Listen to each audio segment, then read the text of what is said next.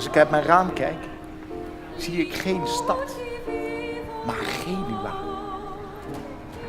Dit is geen plek, maar een avontuur. Het heeft te maken met de rauwe schoonheid.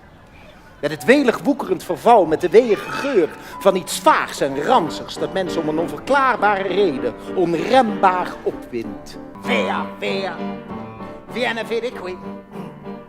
Niente più tu lega amore buio. Ja, ik ben een travestiet. Alleen niet zo'n goeie. Er is iets wat niet klopt met mij. Er is een muur.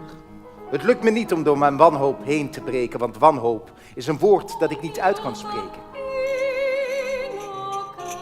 Ik drink nu al 3 maanden niet. Ik weet ook niet op welke toon ik dat zeg. Het was in ieder geval nooit de bedoeling geweest.